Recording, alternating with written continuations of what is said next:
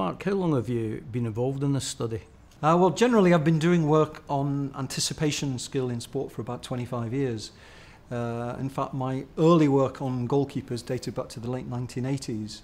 But in regards to this specific project with Gillette, it's just a matter of the last few weeks, really. What have you been involved in? We film a number of penalty takers from the viewing perspective of the goalkeeper, and then we play back the video images on a large projection screen. And at the same time, what we do is that we measure their visual gaze behaviours. So we have a system which fits on the head. It's not much bigger than a pair of sunglasses, and it allows us to measure where somebody's looking at any moment in time. Mm-hmm. So we look at differences in the gaze behaviours between the expert and the novice recreational goalkeepers to get an indication as to the underlying strategies that they're using. The experts can typically respond with around a 70% accuracy around 80 milliseconds before the ball's struck.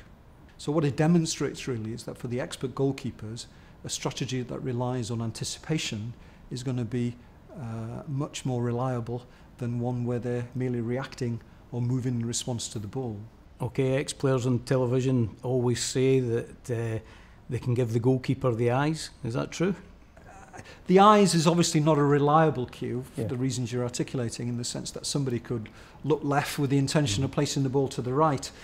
But there are other cues that are more reliable, notably the positioning of the non-kicking foot relative to the ball.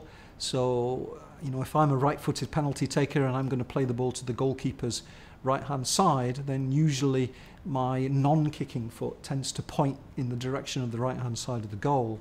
Whereas if I'm going to play it to the goalkeeper's left, then the toe of the non-kicking foot tends to point a little bit more straight towards the goalkeeper.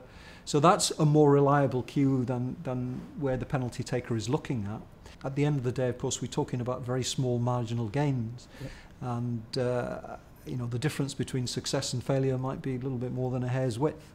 So it's absolutely crucial that we put strategies and systems into place to try and benefit from those opportunities. Having studied penalties, what are England's chances at this World Cup?